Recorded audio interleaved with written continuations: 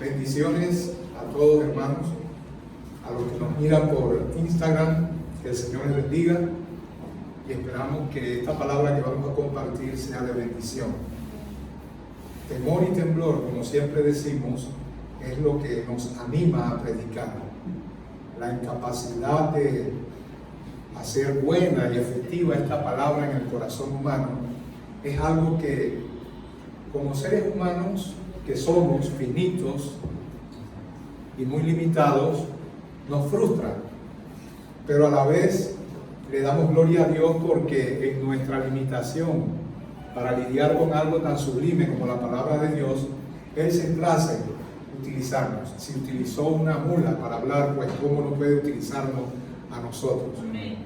Quizás hasta seamos peor que la mula, porque ella no es moralmente responsable como ningún animal lo es. En cambio nosotros sí tenemos una naturaleza pecaminosa y pese a eso Dios se place en utilizarnos.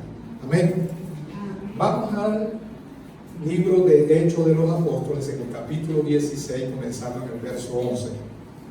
Leemos así la palabra de Dios. Zarpando pues de Troas, vinimos con rumbo directo a Samotracia y el día siguiente a Neápolis y de allí a Filipos, que es la primera ciudad de la provincia de Macedonia y una colonia, y estuvimos en aquella ciudad algunos días. Y un día de reposo salimos fuera de la puerta junto al río donde solía hacerse la oración, y sentándonos hablamos a las mujeres que se habían reunido. Entonces una mujer llamada Lidia, vendedora de púrpura de la ciudad de Tiatira, que adoraba a Dios, estaba oyendo. ¿Cómo viene la fe? Por el oír, y el oír la palabra de Dios. Estaba oyendo. Y esto es lo que yo quiero destacar. Y el Señor abrió el corazón de ella para que estuviese atenta a lo que Pablo decía. Padre, gracias te damos, Señor, en esta mañana por tu palabra. Y te pedimos, Padre Celestial, que te glorifiques a través de ella. Que ella corra y que sea glorificada, encontrando cabida en el corazón de cada uno de nosotros, para edificación, para salvación, a fin de que tu palabra alumbre las profundidades de nuestro corazón, incluso aquellas áreas recónditas que no conocemos de nosotros mismos. Que lo oculto sea expuesto, oh Padre Celestial, y que por tu palabra podamos experimentar, Señor, gracia salvadora para arrepentimiento, para santificación. Todo lo pedimos en el poderoso nombre de Jesús. Amén y amén. Entonces una mujer llamada Lidia, vendedora de púrpura de la ciudad de Tiatira, que adoraba a Dios, estaba oyendo, y el Señor abrió el corazón de Lidia, de ella, para que estuviese atenta a lo que Pablo decía. Vamos a establecer primero un marco histórico de dónde se dio esto. Esto está ocurriendo en una provincia del Imperio Romano llamado Macedonia. Se llamaba así en aquel entonces. En tiempos modernos, esta área perteneció a Grecia, la parte norte de Grecia. Pero más recientemente, esta región logró su independencia como nación y se le conoce actualmente de la misma manera que se le conocía entonces, es decir, como el país de Macedonia. Allí, en la provincia romana de Macedonia, va a acontecer lo que acabamos de leer.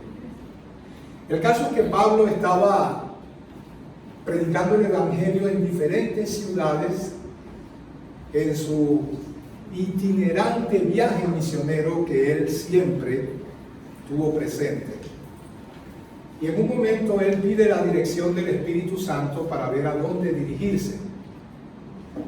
Y en primer lugar él intenta ir a la parte sur del lugar donde se encontraba, que era el área de Asia Menor, otra provincia del Imperio Romano. Pero dice la Biblia literalmente, quizás usted ya lo ha leído, que el Espíritu le prohibió entrar a Asia. Entonces él quiso encaminarse ahora a otras dos provincias, a Bitinia y al Ponto, y nuevamente el Espíritu le impide ir a esa región.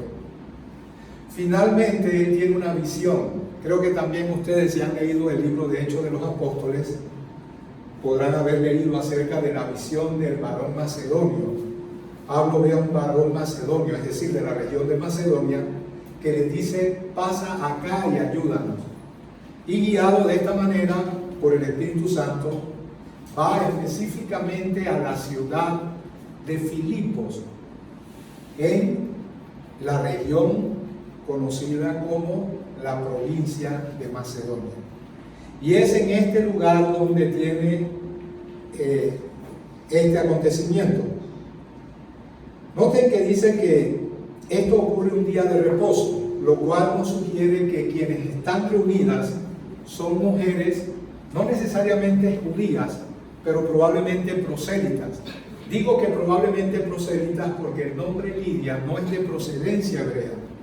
De manera que hay dos opciones: o ella era judía y ostentaba un nombre gentil, o sencillamente era una gentil prosélita convertida al judaísmo.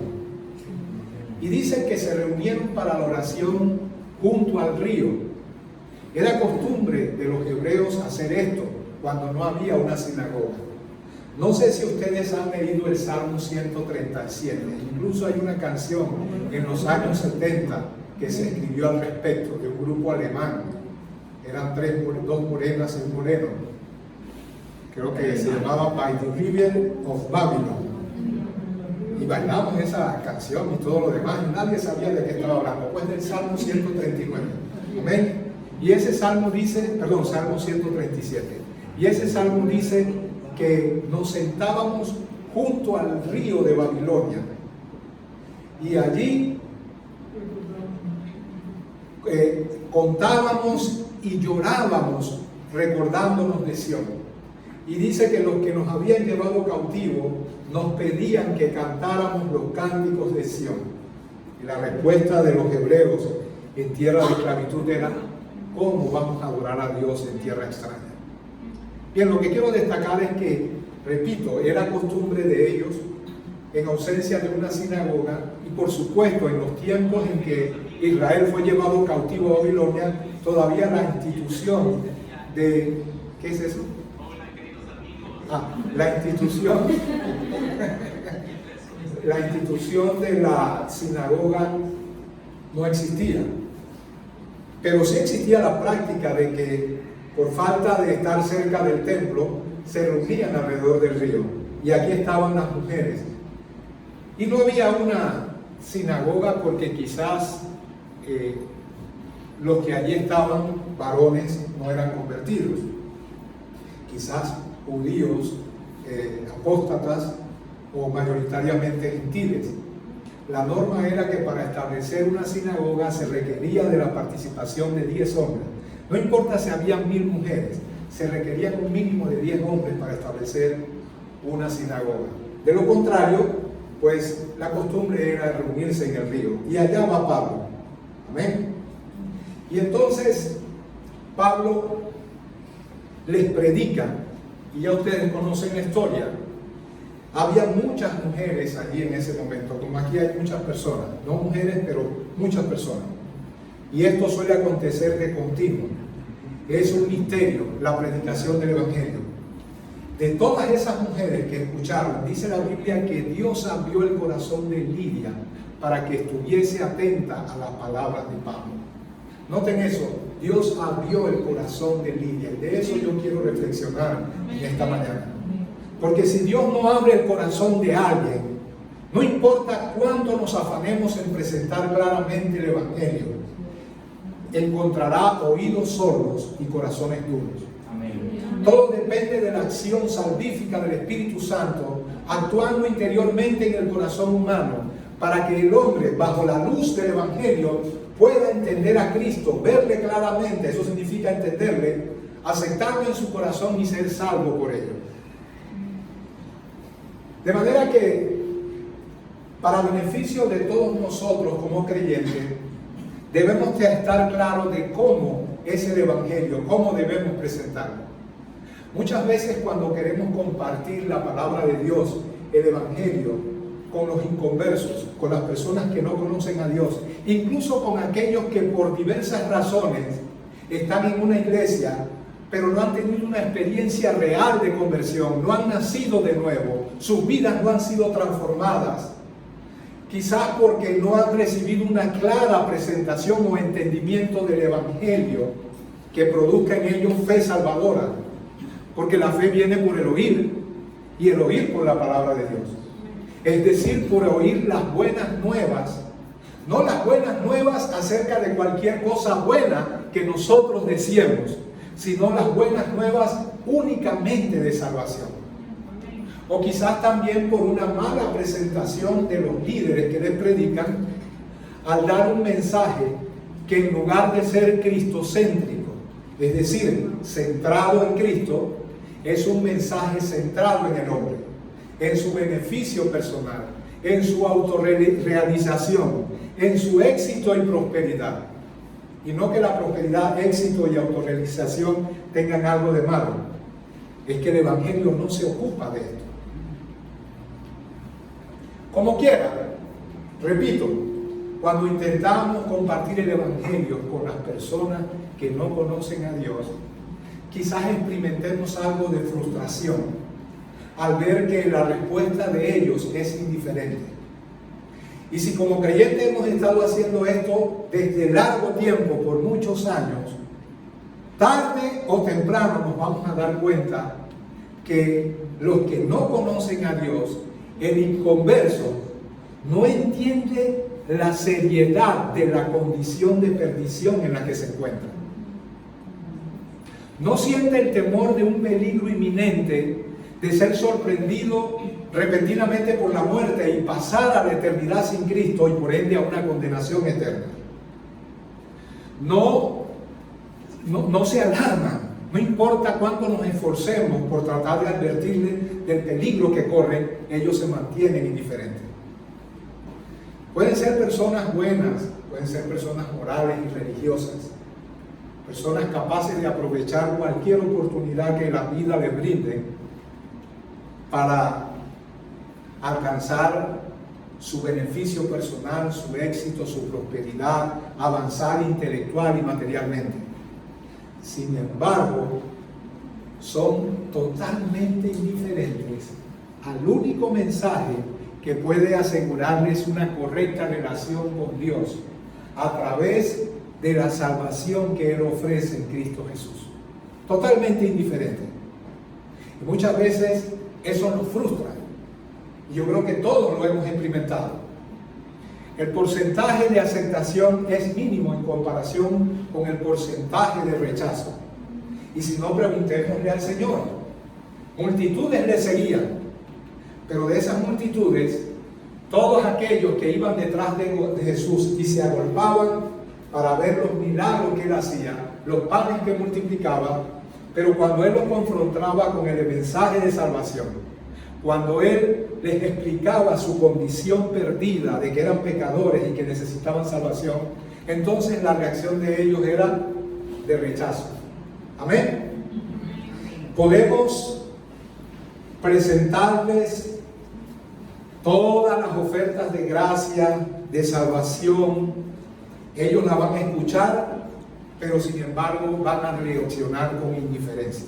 Amén. Hay mucho movimiento acá. Me distraen. Amén. Ahora, noten que, y quiero enfatizar eso una y otra vez, Lidia era parte de un grupo numeroso de mujeres y ella, creo que como las otras, dice que adoraban a Dios. Ahora no vayan a pensar que ella era convertida. En el escenario evangélico, en el escenario cristiano, hay mucha gente que no ha tenido la experiencia de conversión. Por eso son livianos en cuanto al pecado. porque han sido atraídos al Evangelio por otras motivaciones. No digo que motivaciones malas, solamente incorrectas, no las motivaciones adecuadas, las que responden al Evangelio de la salvación.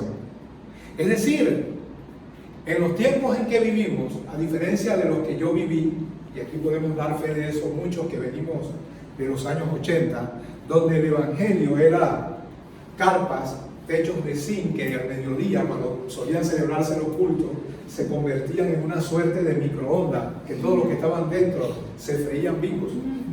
La música era dada por 4 desgavillados, una guitarra con 3 cuerdas, desafinada, y no había mucha atracción. Bancas endebles, techos llenos de intenso calor, y muchas cosas por las cuales no había ningún atractivo para venir a Cristo. Aparte de eso, el rechazo casi general de la sociedad. Eran los tiempos en que a los cristianos nos llamaban aleluya, salva 4, mata 5. Era un tiempo en que no había atractivo humano para que las personas pudieran, por eso, es decir, por lo atrayente que tuviéramos para darle, vinieran a Cristo. Pero hoy las cosas son diferentes. Hoy tenemos hermosos templos y locales con aire acondicionado, buenos músicos como Rolly y Jamie, que son profesionales. La música es entretenida. Muchos son atraídos por la música y no entienden ni conocen nada de Cristo. Su reacción ante el pecado da fe de que aunque son buenas personas, en términos humanos, no conocen a Dios. Pueden ser atraídos por el compañerismo. El sentido de asociación resulta muy atractivo, sobre todo para los jóvenes. Pero de eso, a ser creyente, hay todo un trecho que recorrer. Y yo veía el Evangelio antes como la predicación de Juan el Bautista en el desierto. ¿Por qué digo que como Juan el Bautista en el desierto? Porque la gente iba por montones al desierto a escuchar a Juan el Bautista. ¿Y por qué? Porque en el desierto había un hermoso oasis lleno de fuentes y de palmeras y dátiles. No, era un desierto caluroso lleno de serpientes ardientes, de escorpiones, sin ninguna vegetación. Entonces quiere decir que no eran atraídos por las condiciones del lugar. ¿Por qué eran atraídos? Por un mensaje ungido de poder que les decía: arrepentíos porque el reino de los cielos se ha acercado. Ese mensaje dista mucho de parecerse a lo que hoy tenemos. Las personas no quieren arrepentirse porque no saben de qué deben arrepentirse. Por eso muestran indiferencia.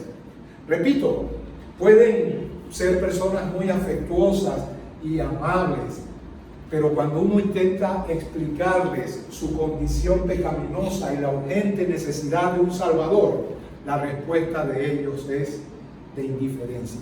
Ese mensaje no cala, no entra, no penetra. Entonces, todo creyente que tiene la costumbre, mal que bien, de evangelizar desde que se convirtió, prontamente se va a dar cuenta que no importa cuán apasionada, cuán elaborada, cuán acalorada sea su presentación del Evangelio, incluso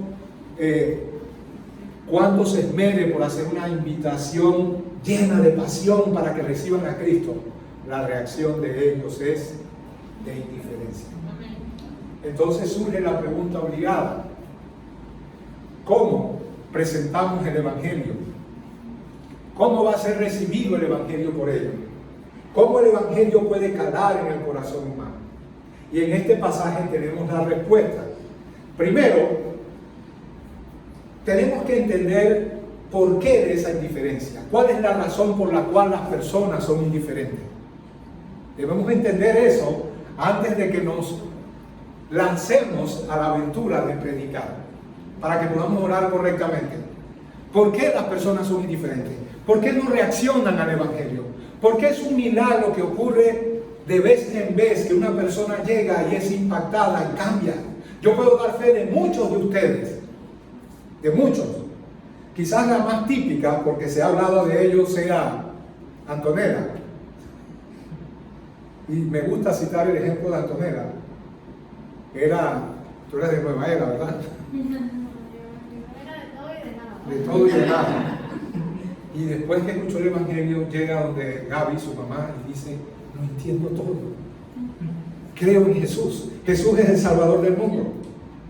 No piensen que me estoy dando coba, eso no lo puedo hacer yo. ¿Quién abrió el corazón de Lidia?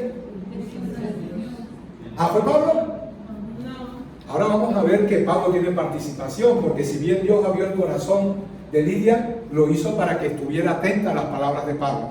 Quiere decir que las palabras de Pablo, las palabras del predicador cuentan en este glorioso mensaje, y por las palabras puede estar perdiéndose gente. Miren, escúchenme, las iglesias están llenas de inconversos. Las iglesias están llenas de personas que no conocen a Dios, que no han sido salvadas por una mala e incorrecta predicación del Evangelio. Quiero aclarar esto siempre, No tiene nada de malo que tú busques tu prosperidad, tu éxito, tu autorrealización. Lo que digo, y lo repito una y otra vez, es que el púlpito no se debe ocupar de esas cosas.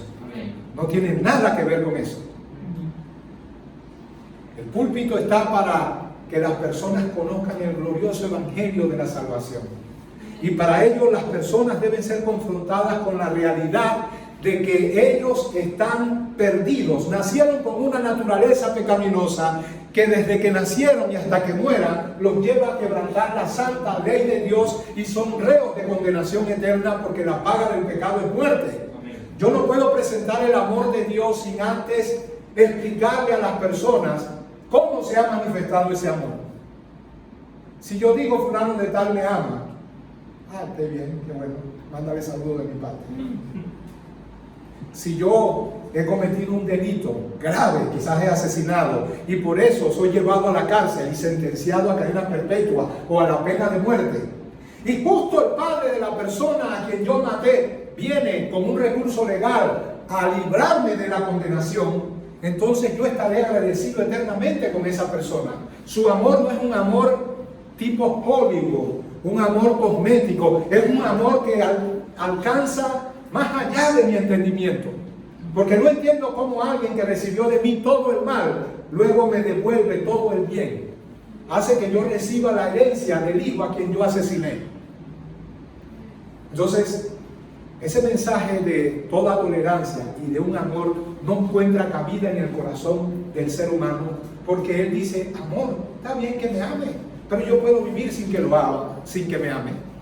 Pero cuando se demuestra al pecador que Dios lo ama en el sentido de que no había manera de que él recibiese otra cosa sino pena de condenación eterna, y pese a eso Dios lo salvó, entonces esas verdades internalizadas y entendidas bajo la luz del Espíritu Santo van a transformar mi vida. Amén. ¿Verdad que sí? Amén. Y muchas veces la misma iglesia no entiende estas verdades. Así que lo primero que debemos es saber por qué de la indiferencia del pecador, de nosotros.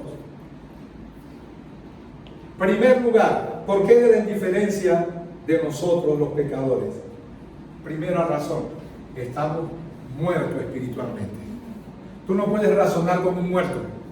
¿Por qué las personas no se asustan cuando les dices que si mueren los sorprenderá una eternidad sin Cristo y irán a la condenación eterna? Porque no lo creen.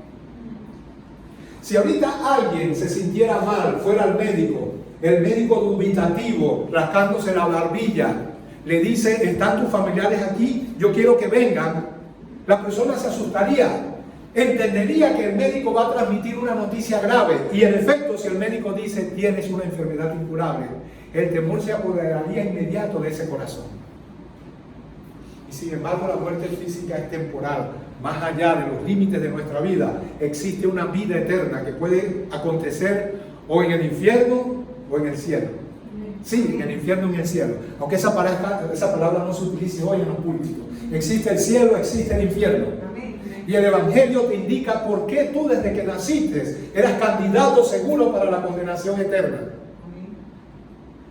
Pero hubo alguien que pagó el precio en la cruz del Calvario, tomando tu lugar, recibiendo el justo castigo de la ira santa de Dios. Y cuando crees en Él, eres salvado. Y no puedes creer porque estás muerto. Miren lo que dice Efesios 2:1.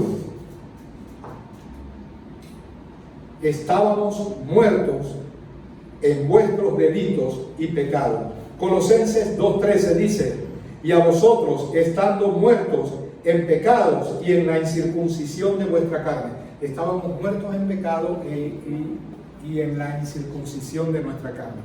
Noten que él usa el concepto de la circuncisión judaica, la señal del pacto establecido con Abraham.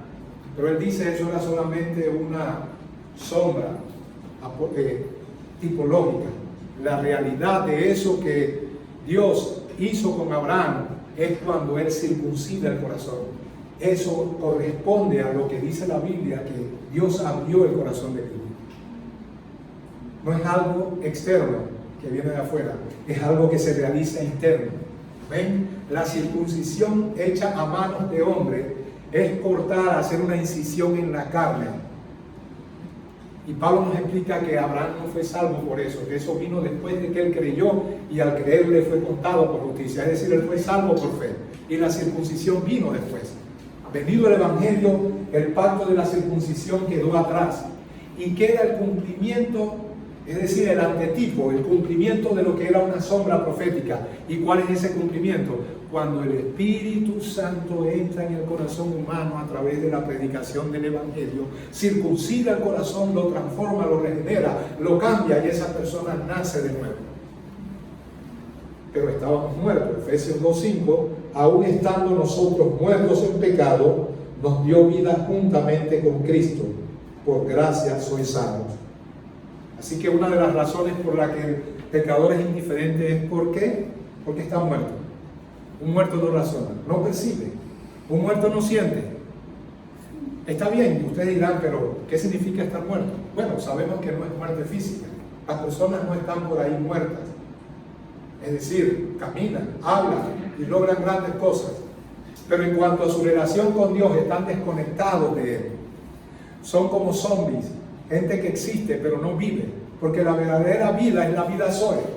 La vida espiritual abundante, la que emana de Cristo, la que recibimos en la salvación, la que la Biblia llama vida eterna. Y no es vida abundante solamente porque es eterna, es decir, que existe para siempre. Es el tipo y la calidad de vida. Esa vida no es otra que la misma vida de Dios. Una vida que cuando la experimentas aborrece el pecado y ama la voluntad de Dios. ¿Quién puede enseñar eso al hombre? Nadie. Yo me puedo desgavillar aquí, puedo buscar pasajes y argumentar una y otra vez, pero si el Espíritu Santo no obra alumbrando el entendimiento, entonces todo lo que hablamos no es más que metal que resuena o címbalo que retiñe.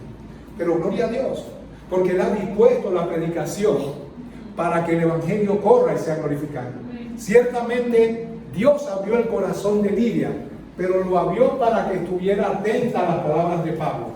Amén. Son las palabras del predicador. Si en su boca pone el verdadero evangelio, es decir, no es alcanza el éxito, da $1 y te van a dar 10. Dios tiene un regalo precioso, Dios tiene un maravilloso destino para ti. Yo no sé si alguno de ustedes logró ver en mi perfil de WhatsApp, que yo a veces lo cambio a veces por año. Primero está una foto de mami, mi esposa y yo, pero a veces pongo una que dice Dios tiene un plan maravilloso para ti y luego hay una imagen de los judíos apedreando a Esteban. Es una ironía, eso no es mío. Es una ironía, con eso queremos decir, si ese mensaje es cierto, que muchos predicadores dan, Dios tiene un propósito maravilloso para ti. Por supuesto que lo tiene, no hay ningún propósito más maravilloso que la salvación en Cristo. Pero sabemos que lo que ellos quieren decir es, Dios quiere hacerte rico, Dios quiere hacerte sano, Dios quiere hacerte próspero. Busca eso, alcánzalo. Si eso es cierto, ¿qué con Esteban? Lleno del poder del Espíritu Santo. ¿Qué de Pablo, de Juan, de Pedro y de todos los apóstoles que dieron su vida al martirio por causa de Jesús? Entonces quiere decir que ese mensaje, y pongo el de lo que dijo un famoso predicador de la prosperidad, tu mejor momento es aquí y ahora. Es un mensaje que no solamente no es bíblico, porque hay mensajes que no son bíblicos y son buenos, solamente que no deben ser dados en la iglesia. ¿Okay? Está bien para algo que tú procures en tu vida personal. pero no está para ser dado desde un púlpito, porque la Biblia no tiene ese propósito. Pero ese mensaje no solamente no es bíblico, es pervertido, porque no es verdad. Tu mejor momento no es aquí y ahora. Solo si después de morir vas al infierno, entonces sí, tu mejor momento es aquí y ahora. Si la verdad de la salvación es falsa, si Cristo no murió y resucitó, nuestra predicación es vana. Todo lo que hemos hablado es una pérdida de tiempo. Vete al mundo y dale satisfacción a tus más bajas pasiones y disfruta mientras tengas tiempo. Comamos y bebamos, dicen los hedonistas, es decir, aquellos que trabajan para satisfacer sus placeres. Comamos y bebamos, sexo libre, drogas y logros personales, que mañana moriremos. Entonces, estemos claros de esto. Cuando te pares frente a un compañero, un amigo, un familiar, entiende esto: él está muerto. Amén. Él está muerto. Ahora bien, otra figura que utiliza la Biblia para describir la condición de los seres humanos, escúchenme, es la de la lepra. ¿Ok? ¿Por qué la indiferencia de los que no conocen a Dios? Porque son leprosos. Y creo que eso lo hemos explicado muchas otras veces. ¿Qué caracteriza a un leproso? Insensibilidad. Obviamente que es meramente física, ¿no? Un leproso, por supuesto, que sufre al estar aislado emocionalmente. Él no es solamente un cuerpo que camina, él es un ser psicológico y tiene mucho sufrimiento al ver su vida acabada, aislado de los logros legítimos de la sociedad. Pero en el sentido estrictamente físico, él no siente, él no padece dolor. Él puede perder un miembro, una oreja, él puede desgajarse de un pedazo de carne y no hay dolor, porque la enfermedad llamada lepra lo insensibiliza. ¿Y por qué la lepra es un tipo del pecado? Porque lo que es la lepra al cuerpo lo es el pecado al alma. El pecador no sufre por su pecado. Mira, yo sé que como cristianos podemos revolcarnos en el lodo del pecado como el que más y disfrutarlo, pero si somos verdaderamente creyentes y desligarnos de la comunión con Dios al punto de ser controlados por la carne y luego pecar, no vamos a disfrutar ese pecado. Ya no sabe igual, ya no es como antes. Te aseguro que el dolor por lo que hiciste superará por mucho al placer experimentado de manera pasajera. ¿Por qué? Porque en ti está la naturaleza que odia y aborrece el pecado. Por lo tanto, aunque tu carne le place, ese nuevo hombre, esa nueva mujer en ti, creada según Dios, es eso, una nueva criatura. De modo que si alguno está en Cristo, nueva criatura es. Las cosas viejas pasaron y aquí todas son hechas nuevas. Dios ha puesto nuevos afectos, los mismos de Él. Aborreces el pecado, odias lo que es contrario a la ley de Dios y amas su voluntad, al menos en lo más íntimo de ti. Así que el pecador no siente dolor por su pecado. El que no conoce a Dios no llora por su fornicación, no le duele su adulterio. ¿Amén? ¿Entienden ahora la relación que hay entre la lepra como enfermedad física y la lepra del alma, que es el pecado? Así que una de las razones por las cuales las personas son indiferentes al mensaje del Evangelio, dijimos, están muertos. 2, son leprosos. Es lo mismo, son diferentes figuras que la Biblia utiliza para describir un mismo mal. Es decir, que hay insensibilidad, están ajenos de la vida de Dios. No pueden percibir a Dios. Porque el hombre natural no percibe las cosas que son del Espíritu, porque no las puede entender, ya que se han de discernir espiritualmente. Discernir espiritualmente es percibirlas y capturarlas bajo una nueva naturaleza con la cual Dios te ha regenerado. Es como pedirle a un radio que pueda transmitir imágenes cuando él no ha sido diseñado para eso. Amén. Un aparato tiene todos los aditamentos junto con la antena para percibir no solamente ondas sonoras, sino también ondas que luego se traducen en imágenes. El que no conoce a Dios está muerto, no percibe a Dios. Por tanto, puedes decirle que hay un infierno, puedes decirle que es pecador y estarás hablando como un muerto. A lo sumo como un leproso, insensible. Así que Esta es la primera parte de por qué es la actitud de los pecadores, de nosotros, antes de conocer al Señor. Dijimos, por causa de que están muertos espiritualmente y que son leprosos.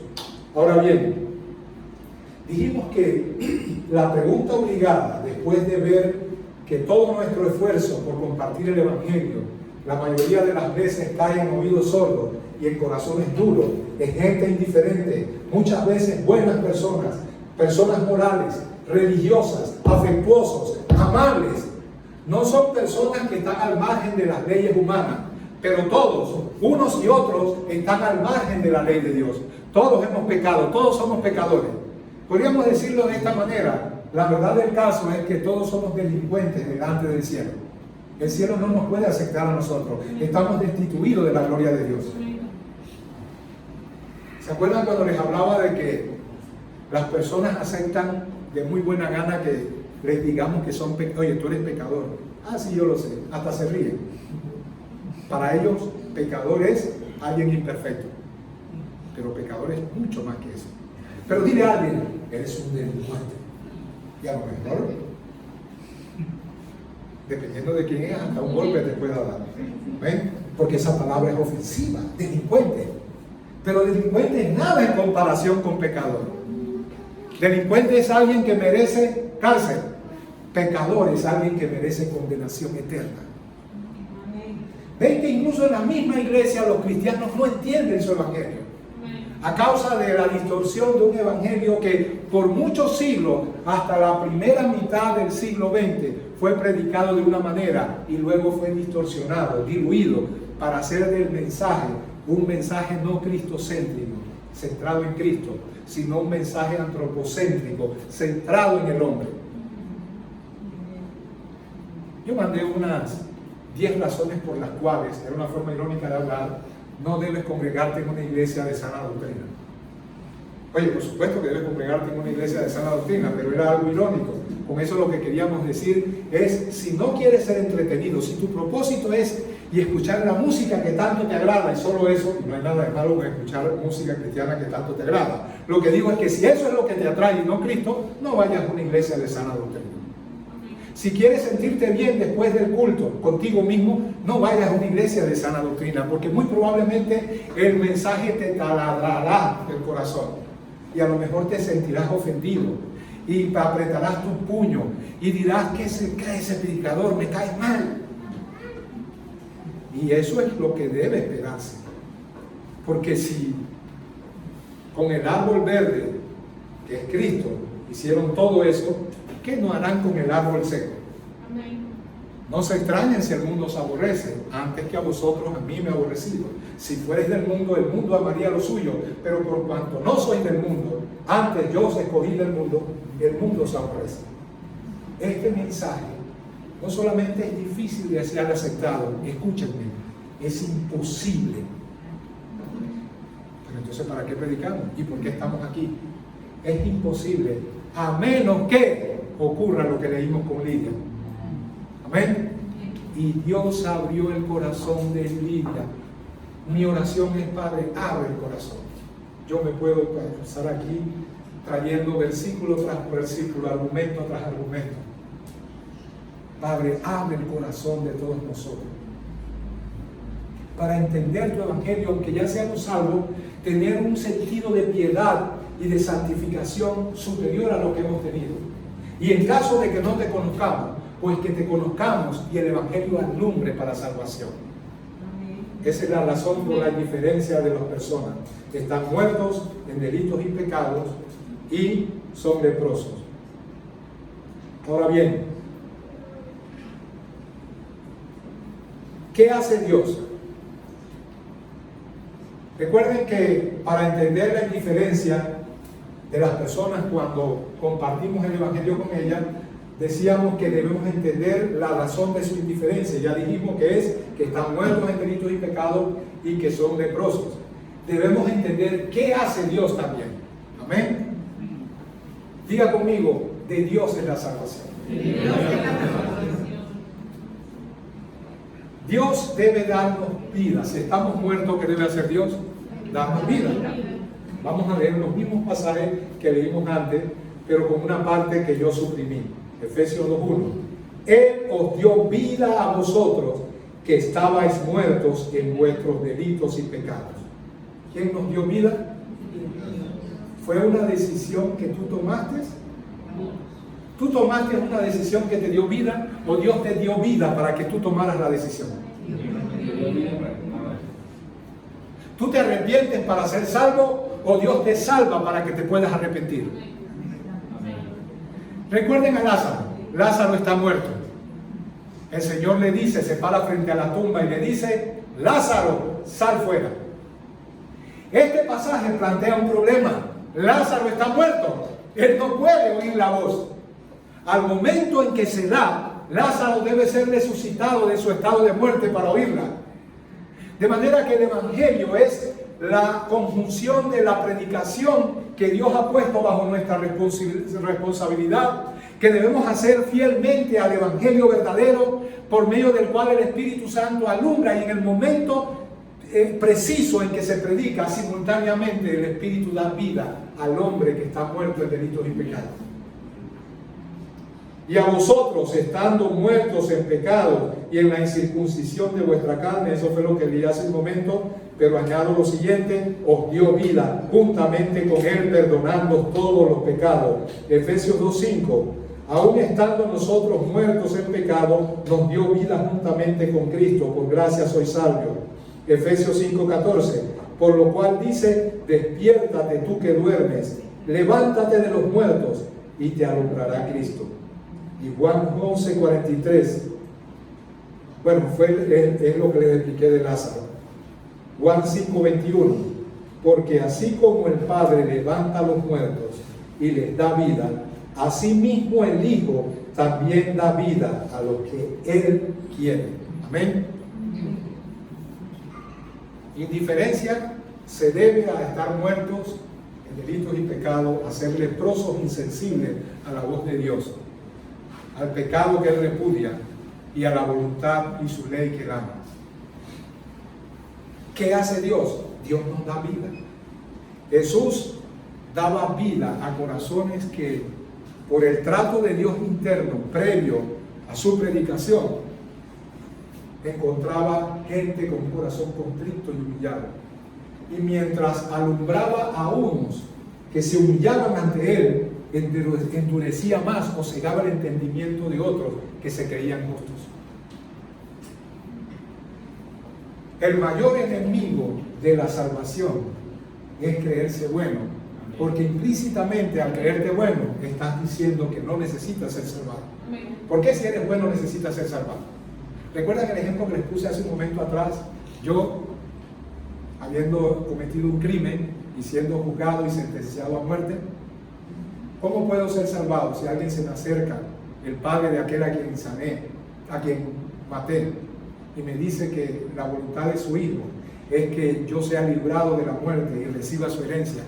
Y yo le digo, no, déjame aquí tranquilo, yo no mataba a nadie, yo soy bueno. Entonces, ¿qué va a pasar? Un día me van a sentar en esa silla que llaman eléctrica y voy a recibir en mi cuerpo, no sé, una descarga de cuántos voltios, y voy a morir por ella, porque no acepté la invitación. Amén. Amén. Las personas deben entender su condición antes de entender la salvación que se les ofrece. Deben ser confrontadas con el juez justo y santo. Ese es un tema que yo siempre, una y otra vez repito. Las personas no entienden lo que es el amor y la bondad de Dios. El amor y la bondad de Dios hace que Dios, precisamente por su amor y su bondad, aborrezca y castigue el pecado. Yo no sé por qué las personas no entienden esto, y todos claman porque se haga justicia con los políticos corruptos que roban los dineros del Estado. Y cuando un juez corrupto los libra de la sentencia que merecen, todo el mundo se indigna y nadie dice, oye, qué juez más bueno. Mira, él robó, se volvió millonario, le quitó la plata a todo un país, hizo lo malo, pero qué bueno es, porque aunque era malo, lo libró de la sentencia y de la condena, lo dejó libre. Nadie dice eso. todo el mundo entiende que ese es un ser corrupto, porque una persona corrupta tiene por inocente al culpable. Una persona íntegra no puede absolver al que es culpable. Pero no entendemos eso de parte de Dios. Dios es amor, claro que Él no es amor. Ese es tu mayor problema y el mío. La mayor tragedia que tiene el pecador con respecto a Dios es que Dios es bueno. Le convendría que no fuera bueno, porque entonces sería como ese juez corrupto que a lo mejor, pese a su culpabilidad, lo absolvería de la condenación eterna. Pero el problema que tienes tú y yo como pecadores, y no estoy hablando de nuestra condición actual de ser salvos, estoy hablando en términos generales para referirme a todo el género humano. La peor tragedia, la noticia más aterradora que hay en la Biblia es que Dios es justo y bueno. ¿Y por qué es la noticia más aterradora? Porque un Dios justo y bueno hará justicia. Eso plantea el problema más grave que hay en toda la Biblia. ¿Cómo Dios pudo salvarnos? Si Él tiene por abominable a aquel que absuelve al culpable y el que condena al justo. Y ambas cosas parece que Dios la hizo, porque absolvió a los culpables, eso es un acto de corrupción, y condenó al justo, a Cristo. Pero realmente Él no hizo eso. ¿Sabes que Él no te absolvió siendo culpable? Él te absolvió siendo justo. ¿Entienden eso? ¿Cuántos justos hay aquí? Amén. Porque nos portamos bien, ¿verdad? No. Porque alguien tomó tu lugar. Amén. De manera que en ese trueque divino en el cual el Hijo toma el lugar tuyo y el mío en sustitución, tu pecado y el mío no quedó impune. Fue castigado, y castigado duramente por la santa ira de Dios, solo que no en ti, sino en Él.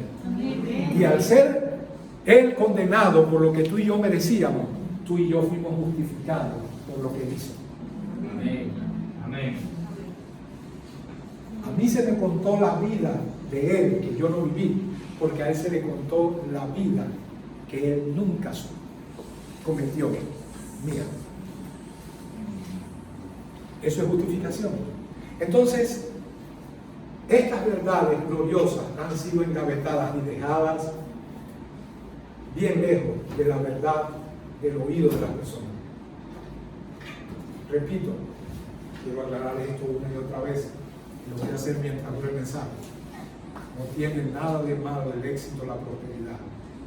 ¿Está claro eso? Pero eso no es el Evangelio. El mundo, a lo largo de su historia, ha visto el emerger de grandes conquistadores, gente exitosa, creyentes y no creyentes.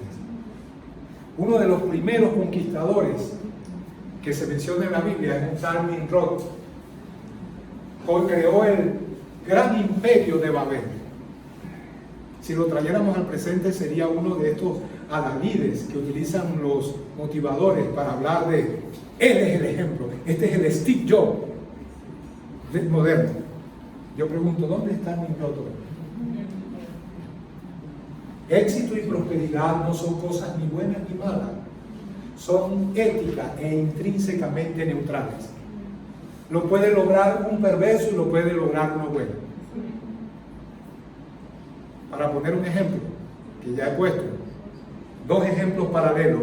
Aquí hay un hombre que decide tener éxito en la vida y se propone ser el primero en la manufacturación de computadoras de última generación.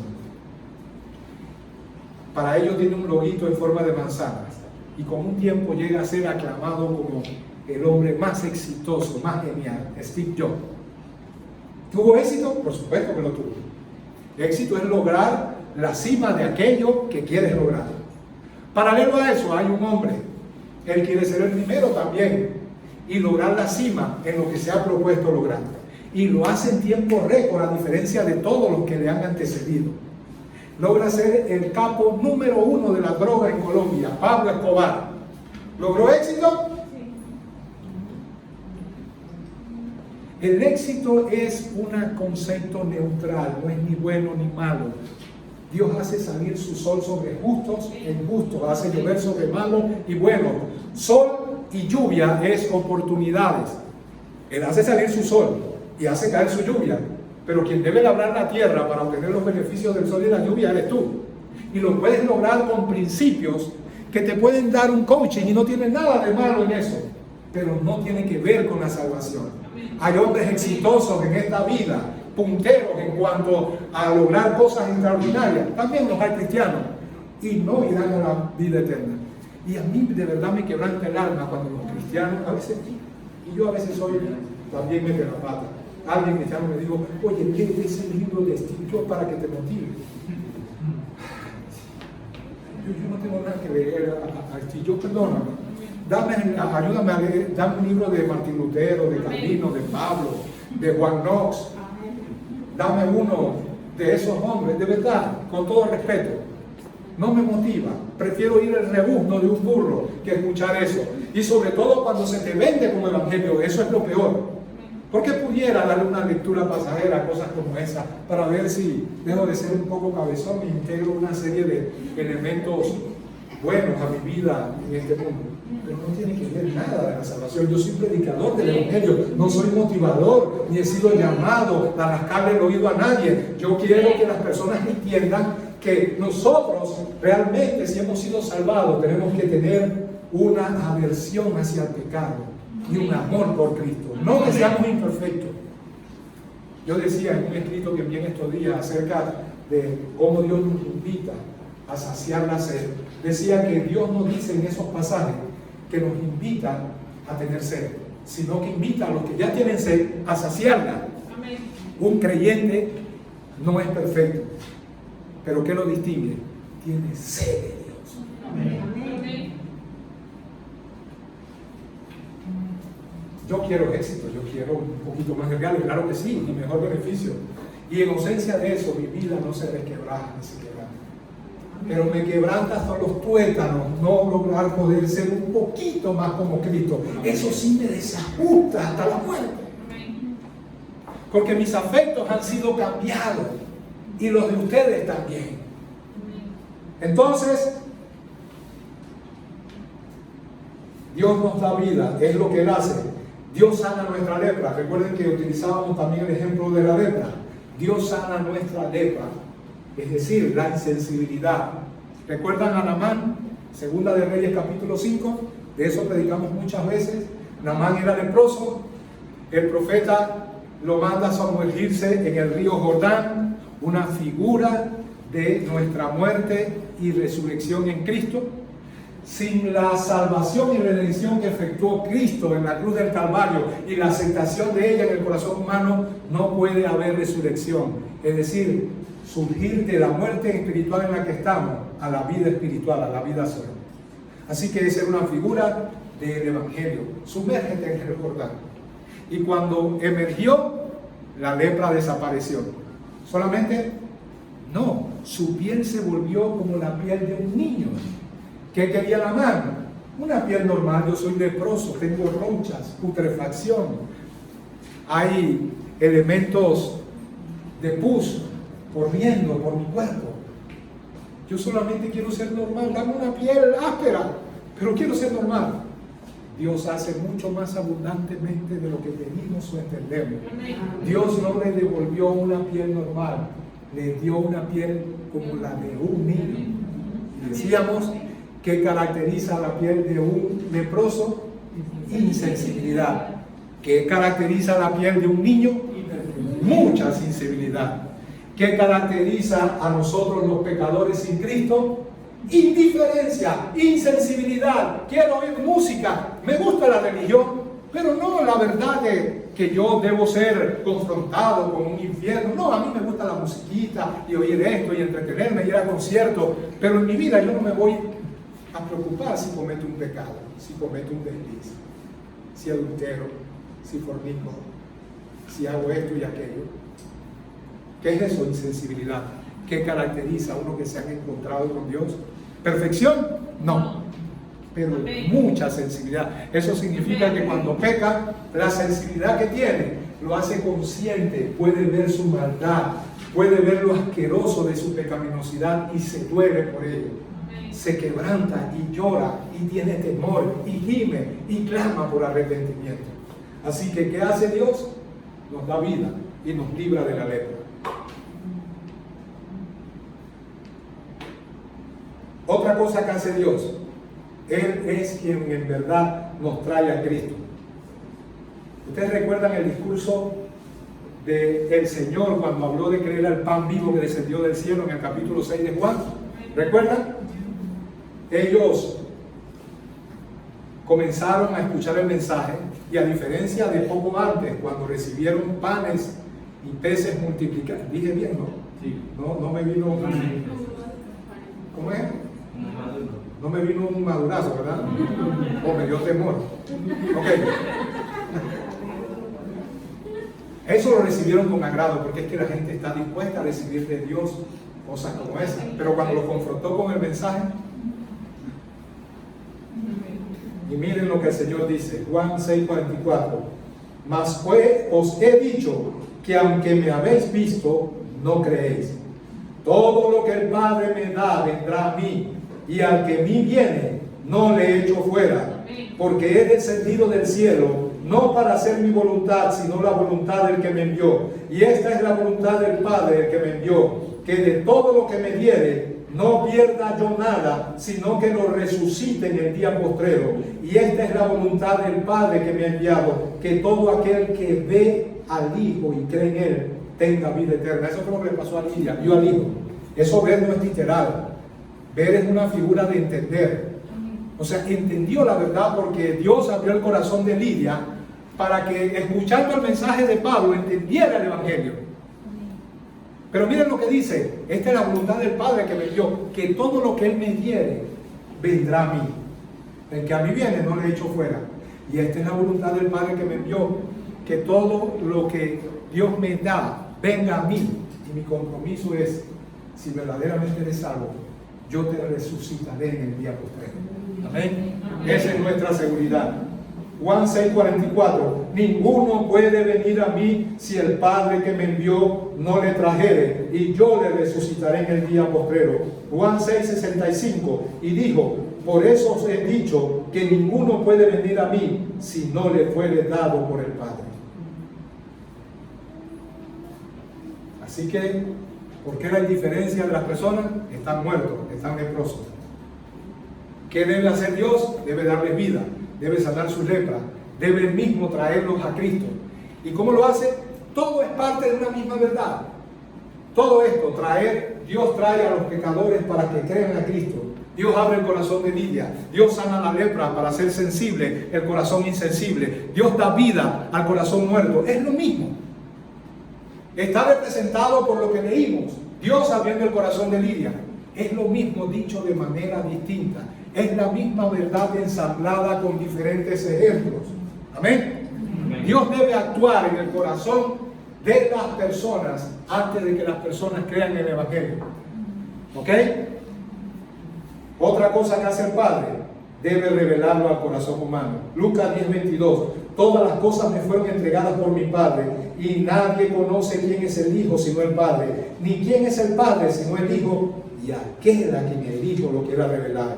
Gálatas 1:15-16. Pero cuando agradó a Dios, esto es Pablo hablando, que me apartó desde el vientre de mi madre y me llamó por su gracia, revelar a su Hijo en mí para que yo lo predicase a los gentiles. No consulté enseguida con carne y sangre. Mira lo que dice Pablo. Cuando agradó a Dios, revelar a su Hijo en mí. Pablo iba camino a darle duro a los cristianos. Él era teso hasta para pegarle a los cristianos. La salvación le llegó a domicilio. Dios se le reveló en el camino a Damasco. Tal vez a ti no de la misma manera, pero en cierto modo, no viéndome en su forma externa, sino en su forma interna, te aconteció lo mismo. No fuiste tú el que lo escogió a Él, Él te escogió antes a ti. Amén. No fuiste el que tomaste una decisión. Bueno, por supuesto que tomaste una decisión, pero esa decisión no la hubieras podido tomar sin antes Dios haber tomado una decisión soberana y actuar en tu corazón. Amén. Así que entendamos esto para ser predicadores del Evangelio. Bien, vamos a repasar. Decíamos entonces que cuando predicamos el Evangelio nos frustramos al ver la indiferencia de la gente. Y eso ocurre muy de continuo. Decíamos también que las personas, los inconversos, no entienden la seriedad de su condición, de su estado de perdición. No se alarman por ello. No importa cuándo nosotros los prevenimos. No temen el que la muerte los sorprenda y pasar a una eternidad sin Cristo. Podemos presentar todos los argumentos habidos y por haber, y la mayoría de ellos reaccionará con indiferencia. Pueden ser personas amables, afectuosas, buenas, inteligentes, pero son indiferentes a la presentación del Evangelio. Y decíamos que todo esto nos lleva a una pregunta. Entonces, ¿cómo haremos llegar el Evangelio a ellos? Y decíamos que para entender cómo, debemos entender primero cuál es la causa de su indiferencia. ¿Cuál es la causa de su indiferencia? Están muertos en delitos y pecados. ¿Amén? ¿Cuál es la causa de su indiferencia? Son leprosos, insensibles a Dios. ¿Amén? Lo segundo que debemos entender es, ¿qué hace Dios? Bueno, Dios les da vida.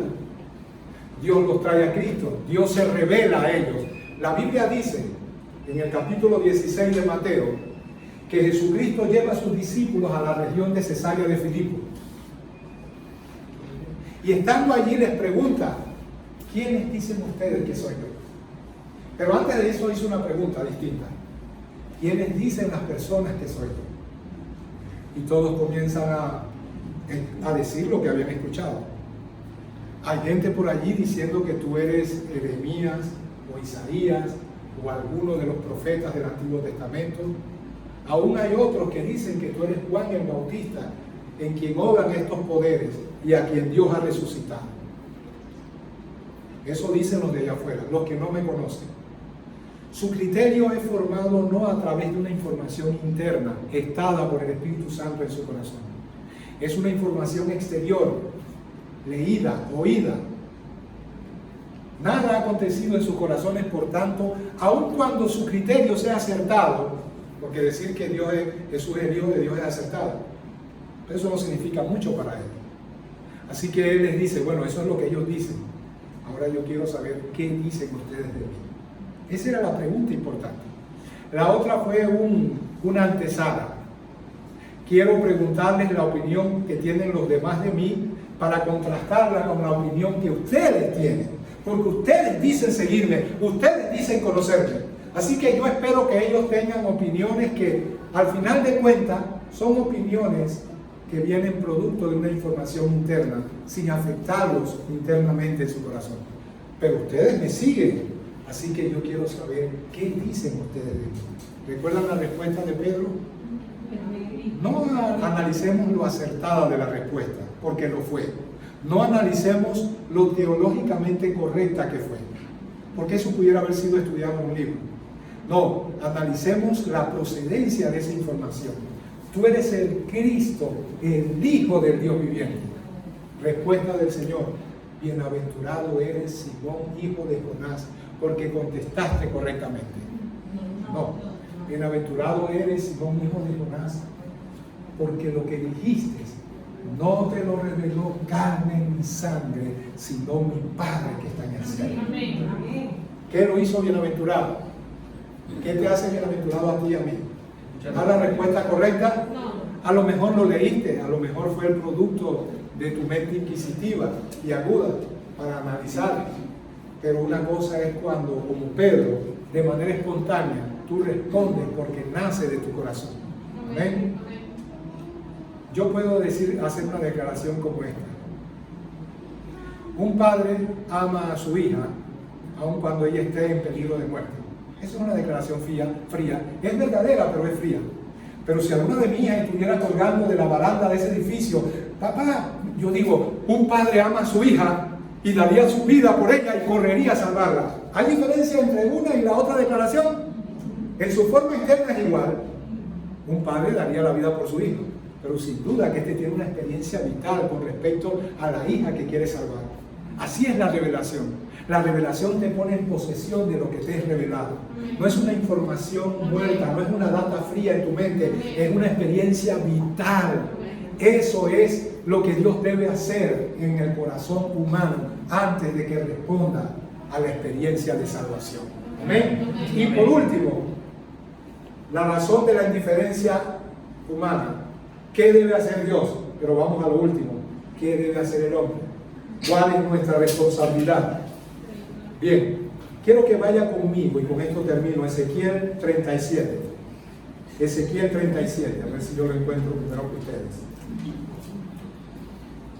Busque Ezequiel 37. ¿Alguien lo encontró? Amén. ¿Y por qué primero que yo? No se vale así.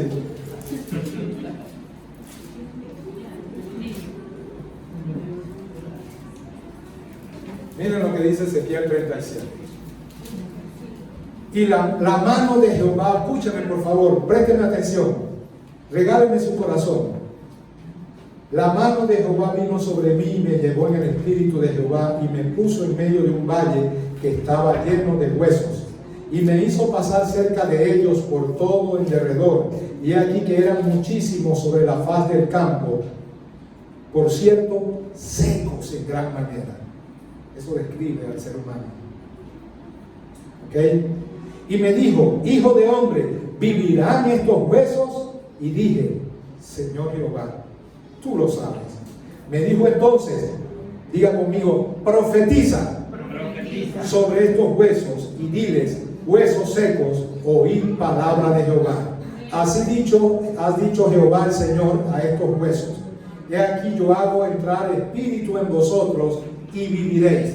No sé si están percibiendo la obra del Espíritu Santo en este ejemplo. Y pondré tendones sobre vosotros y haré subir sobre vosotros carne y os cubriré de piel y pondré en vosotros espíritu y viviréis y sabréis que yo soy Jehová. Profeticé pues como me fue mandado, y hubo un ruido. Siempre que predicamos, las personas responden: hay un ruido. Que tiene oídos para oír, que oiga. Mientras yo profetizaba, y he aquí un temblor, y los huesos se juntaron cada hueso con su hueso. Y miré, y he aquí tendones sobre ellos, y la carne subió, y la piel cubrió por encima de ellos, pero no había en ellos espíritu.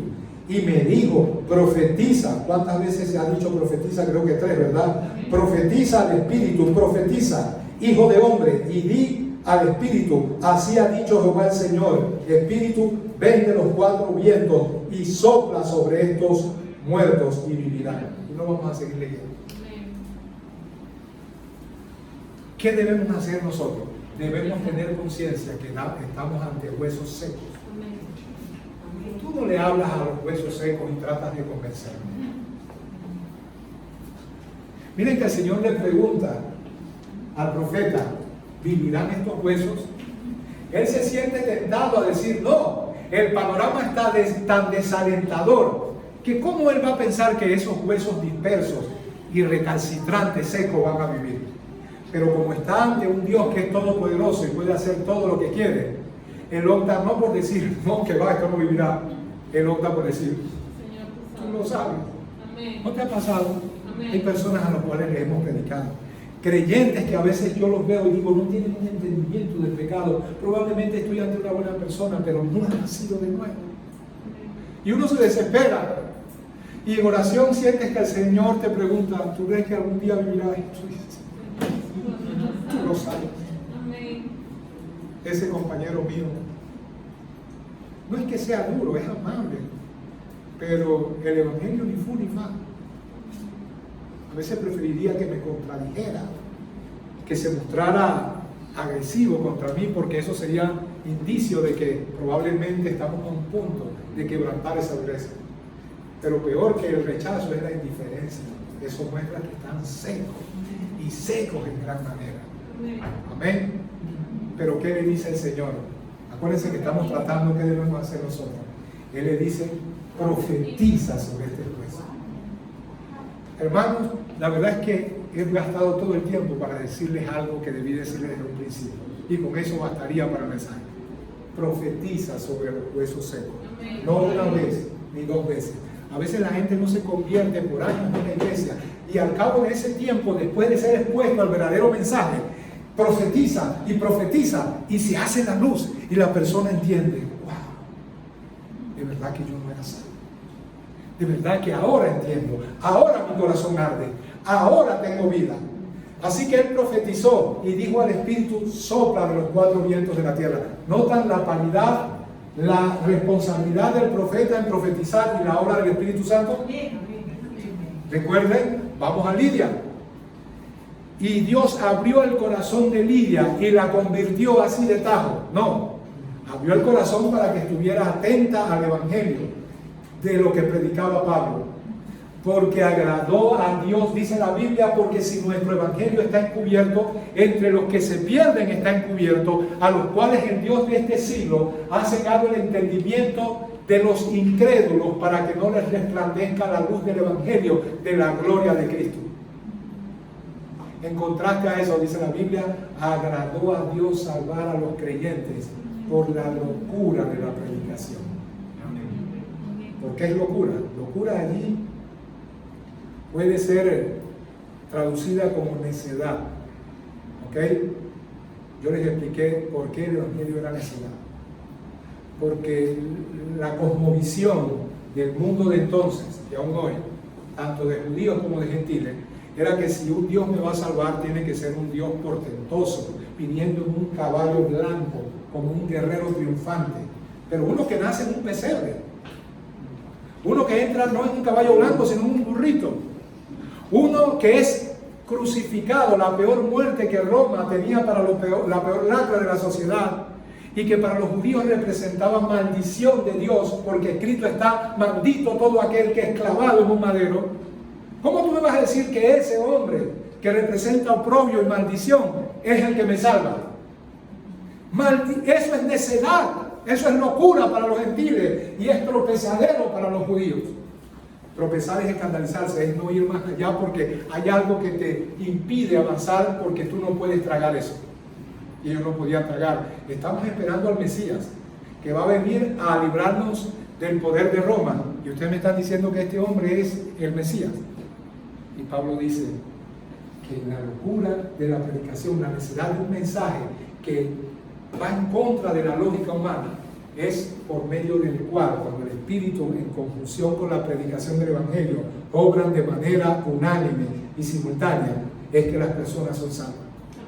Porque ya que en la sabiduría de Dios el mundo no conoció a Dios, agradó a Dios salvar a los creyentes. Y lo dice con sorna, con ironía, por la necedad, la locura de la predicación. Amén. Por eso es que esto es locura. A mí me han dicho compañeros de: oye, predica de cómo la gente alcanza éxito y todo eso. Yo, bueno, no tiene nada malo. Un día renuncio al pastorado y me meto a coaching y predico y hablo de esas cosas. No predico, hablo de esas cosas y no tiene nada de malo. Y está bien, conozco a muchos amigos que lo son y eso está bien. Y los animo a que si ustedes tienen algún proyecto, algún negocio, busquen elementos de sabiduría. La Biblia incluso, no como el eje del Evangelio, sino como elementos periféricos, sobre todo en el libro de los Proverbios, habla de cosas que ayudan a una vida de éxito.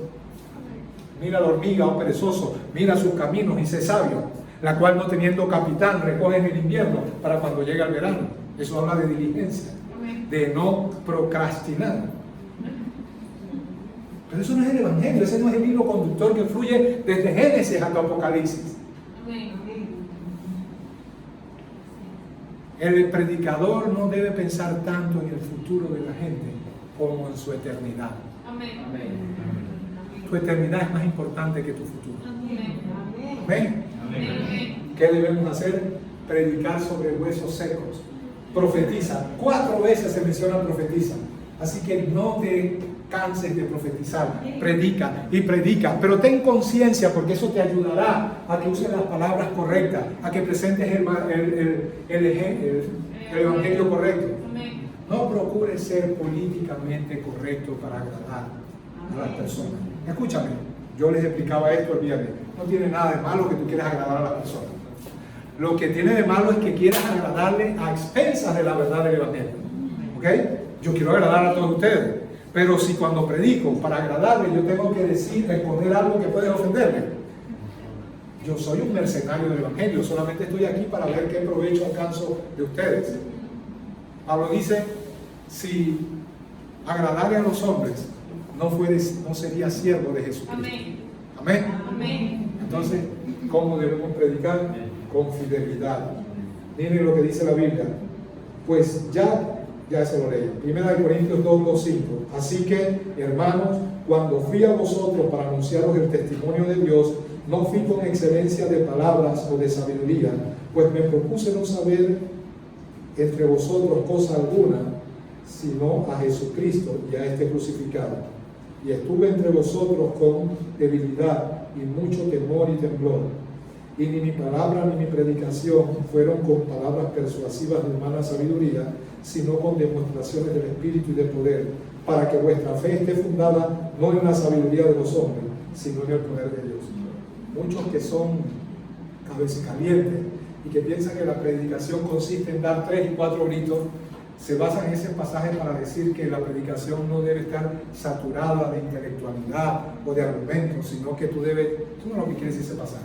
Ese pasaje está confrontando al mundo grecorromano que ama la sabiduría, y Pablo dice: no fui con excelencia de palabra y sabiduría a la usanza del mundo grecorromano, fui con el Evangelio de Jesucristo.